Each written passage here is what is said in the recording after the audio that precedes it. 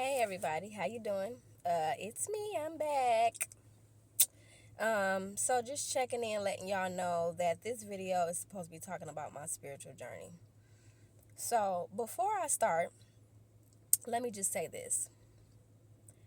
I know that the society that we live in, negativity and drama is what people feed off of. That's what draws them to you. I am not that.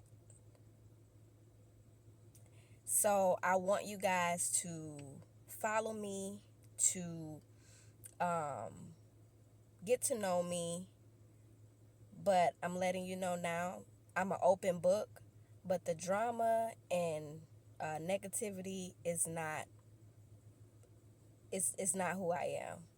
So my purpose is to uplift people, to help them through different traumas, but also to encourage you to live in your truth and be true to who you are. Okay, so I'm very optimistic about my purpose and what I'm coming to you guys with all honesty. But I do certain shows I like to watch, and it's very entertaining. And I know the more drama you have and the more negativity and all that type of stuff, that's what draws you more followers. That's what draws you more, you know, um,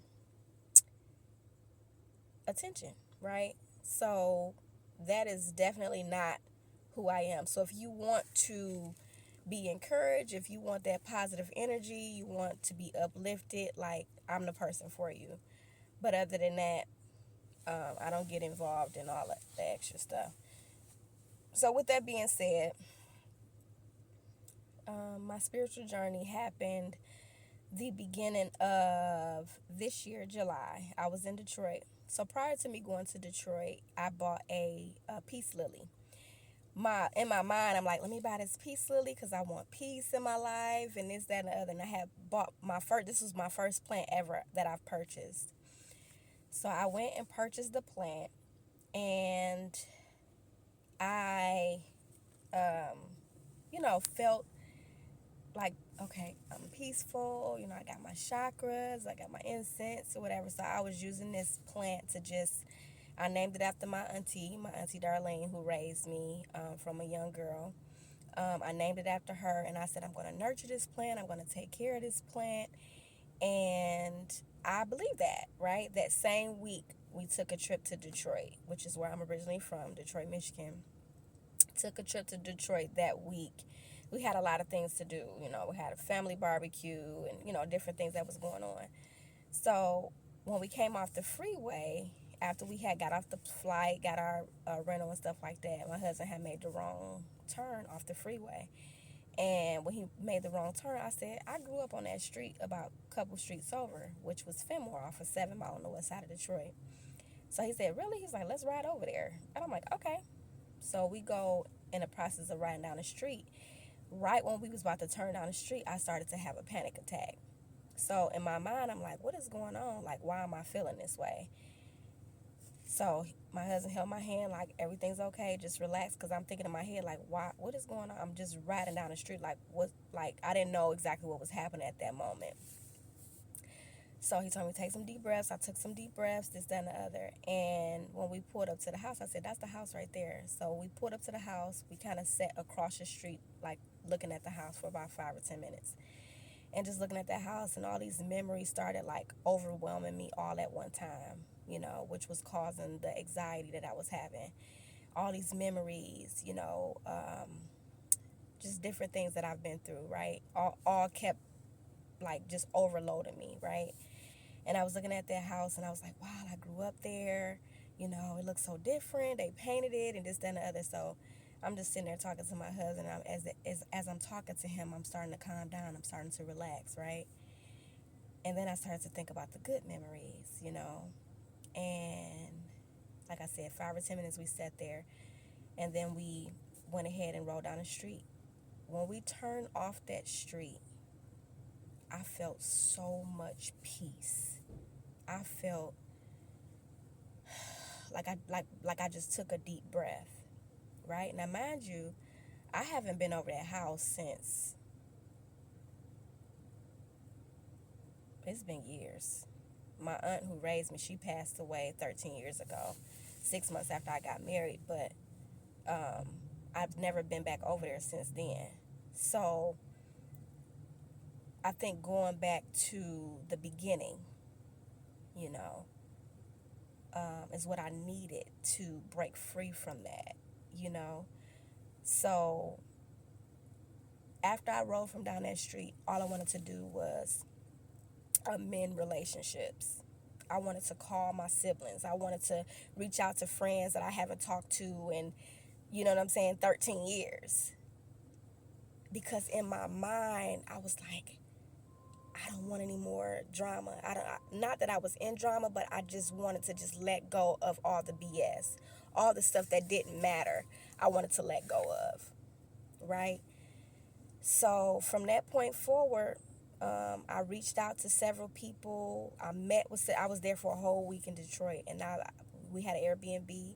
Different people came over that I haven't seen or talked to in a long time, and it's not like it was beef with these people. It's just, life happens. You get married or you move out of state, because I did move to Georgia shortly after I got married. So moved out of state, life happens, this, that, and the other. And sometimes you just kind of look up and like, dang, I ain't talked to this person in 10 years or whatever, Even though y'all still friends on Facebook, but it's not like a direct, talking. You know what I mean? It's just like, okay, you have a baby, congrats, whatever, whatever. But it's not really like an actual relationship. So I met with so many different people that week, and ever since then, y'all,